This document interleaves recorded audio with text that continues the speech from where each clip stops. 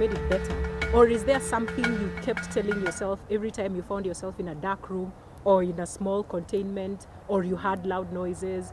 You know, is it only time that has helped? Or did you also start telling yourself something that has helped you to recover from that? I would associate it with the interactions. Like back then, when I was serving, finding yourself in an enclosed space would mean you are either training, yes, or you're operating, and you're not. When I say operating, you are not painting. You are just. You're not painting. I like that. You are dealing with bad guys. Yeah.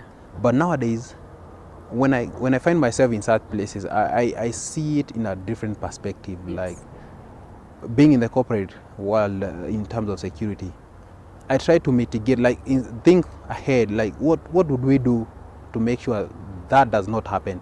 So I don't think in terms of now it's happening. I think prior to, like for instance, prior to Westgate, what could have been done so that we did not get to where we were. I see. So you try to preempt it in a creative way that you go prior to the event. Yes. What could have been done? Yeah. And that will eliminate during your mind going to during the whatever happened. I get you. That's what I try to relate. Okay. I try that to. That is what has worked for you. Yeah. And okay. Yeah. Okay, I like that. Wow. Seeing the same scenario, but trying to see it in a different perspective. Like, what would you tell if you'll find yourself in that space, but maybe it's someone's building or someone's space. What would you tell them about that space that would engage your mind in a positive way? Right. Don't see the dark aspect of it. Right. See it in a positive way. Okay. That has helped. Not just positive thinking, but positive execution. Yeah. I like that. And when you see you advise someone on something and they implement it, and you come back, the memories that you used to have about that, the pictures you would relate with that dark space now change to. So you now have new memories. Yeah, new memories that have covered the dark ones. It's nice. It's working. Wow, that's super. Yeah. I just love it. I think I hadn't thought of it like that, but you're right. And I like the way you're putting it. You make new memories that come and cover the dark ones. Yeah, because those dark memories can really weigh you down. I was thinking I should go back to Westgate. You haven't gone back yet? I haven't gone back yet. We can go. I tried going some time back. I think, I think just hearing it from so many people, and I think this is also something that happened to me. Like, I would listen to you guys, like, narrate incidences as they happened. And I would form a mental picture, and I would see everything based on what everybody was telling me. And so Westgate was like, I'm going to go. And I went, and I struggled, so I left. Just because of, like, when somebody told me, over there at that staircase, I could see it, so maybe we can go together. I think I should go back. In fact, there's one guy, I have photos of him. We rescued him from a very place that I will not talk on the set, but I always wonder, did he leave? I have a picture of him, and because that picture was sent to me just as Westgate was happening that Saturday night. Someone sent that picture for me, and they were in, I think, Qatar. I don't know who took the picture, but they sent it to me. Like, oh, you're on international media, and I'm holding that guy. He had been shot in the eye, and I've always wondered, did he leave? Oh my gosh, that must be so crazy for you. I look at that picture and I wonder, where is this guy? Where did he go? But I've not brought myself to the point of going back. Maybe one day I will. When you're ready, tell me. We can assemble a few people and go, and just walk about. I think it's also,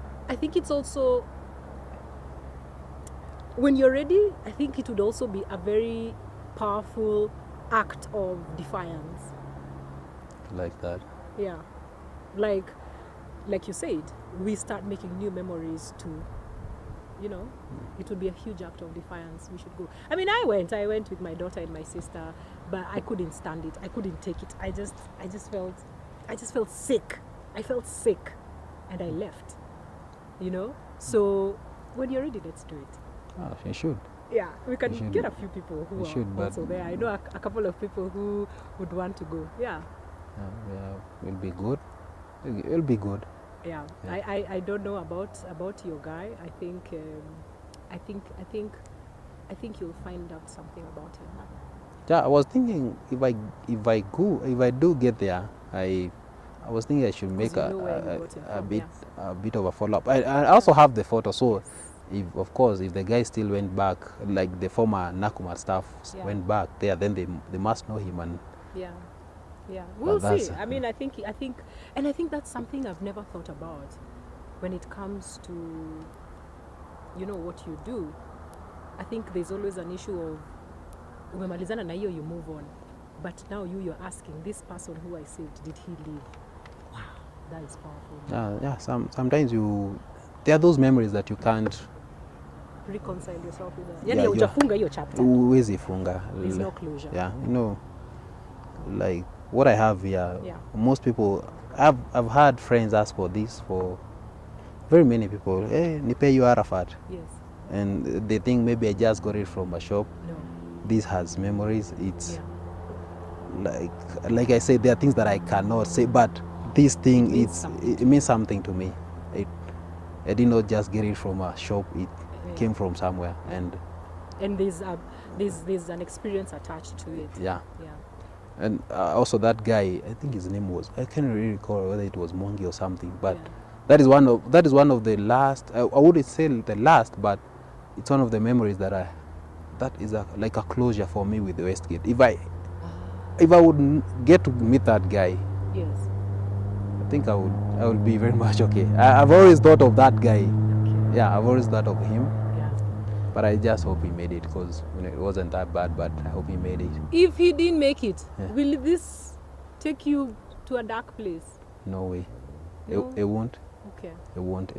I'll just rest it. Like, you just want to know what happened to him. Yeah, that's it. It's not like I'm expecting him to either be there or not be there, but you just want to know what I don't want to remain in that uncertainty, like, is he around, is he not around? And I would also want to hear from him, like when I rescued him, it was during an operation, so the talk that we could have had, or the experience we had, the things that he told me, the things we talked about were as per that moment. If we were to meet right now, what would he say to me? Like, now he will have a platform where we can talk, like, we share memories. That was like, wameenda hivi, angalia pale, that kind of, I see, the talk that is just for that moment. For that particular moment. But now, I would really want to have a sit down with him, talk. Who's this guy? Like, get to know him as a person. Yeah, how did it happen? To me, but then he was just someone that I was rescuing. He was a victim of whatever was happening. But now, if I meet him, he won't be a victim. I'm hoping he's around. I will meet him like, hey, we will even laugh about it. What do you think? What had happened? I hope so. I sure I will, because I would want to know what, like, before we came, what had happened. He may have gone out there and shared his story. Walikuja, they did this, but now, if he tells me, I would relate to what he's saying, because I was there. Yeah. They're always good. They're always good memories. Some that are very bad, but you can still get something nice out of them. Sure. Yeah. It depends on how you take them, but most of them you can make them good memories. You can make. It's all about there was a time I thought I was so low. I thought my life will never go back to, not the same, but I felt like something had been ripped off from me. But surprisingly, things have changed. Sometimes I just feel nice. I'm okay. I'm okay, and I'm seeing things, with renewed hope. I feel this, like you feel, now it's time to do it. Yeah. It's time to do it, and relating with whatever I had been doing for those almost 11 years. Yeah. Now in fact, life is a bit easier nowadays, because all I have to do is pick a lesson from my past life, bring it here and see how it works. I keep saying the military prepares you for the world. You can just pick anything, as bad as it might appear. Pick it from there, bring it here, and the easiest life for a person, if they decide to, is someone who has served. If they decide to live well, they can live, because they've been to both worlds. Yes. there's someone in the civilian world, they are thinking, if I went to the military. But you've been there, done that. So now you just pick we have the best of both worlds. Bring it here. Then tweak it, make it work for you. Guys are complaining about very small issues, and I'm like, and you're like, guys, what is this? So there's a very positive part of having served. It's wonderful, and it's something that you can never get it anywhere. No. You just have to have been there. True. Yeah, you just have to have been there. We've talked about low moments. Yeah. Did they ever take you to that point where you thought, my life is not worth it? Did you ever contemplate, consider, or think about committing suicide? No. I never got to that point. I never got to that point. Because for me, even during those low moments, what I've always loved, and I still do, is reading. Okay. So I read a lot. Ulikuwa na kitabu kwa kibuyu? Yeah. Oh, cool. It's just today I don't have a bag. I never miss a book. So that reading, sometimes it takes you to another world. You escape. You'll come back and find the world is still the same, but at least you've been away. Yeah. You've reset some aspect of whatever you're going through. And my last days, that was before I came at the cell. Yeah. By then I was studying, so I had carried books. I was due to sit for my exam, so I had books with me. I see. But those books remained in my bag for, I think, 3 weeks. Okay. I never got a chance to get the books from my bag and read. It's those frustrations that now didn't make sense by then. You're like, oh, I need, I'm ambitious. I want to make something out of myself. But everything else, it's that balance between, to be the best. The difference between being in any other unit and being the special forces. You can afford to be in any other unit. True, and continue with your other life. Yes. But in the special forces, it's either this or this. So, and for me, I was trying to jungle between, okay, I want to be the best here. I want to be the best. You are the best. I was. Thanks for that. You are the best. I survived a place where I was dead. Sometimes when I look at that picture, I think, oh, I didn't know I was this dark. You think I'm brown? I was among... I know what I'm talking about. I would say white. I would call them brown. They were white people. Yeah. So I want to be the best here. And still, I don't want to forget my other life, because one day, it doesn't matter, one day you'll go back.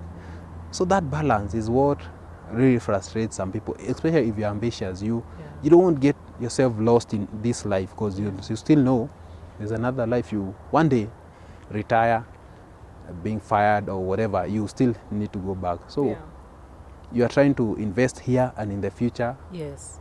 So that balance is what really imbalances most people. Okay.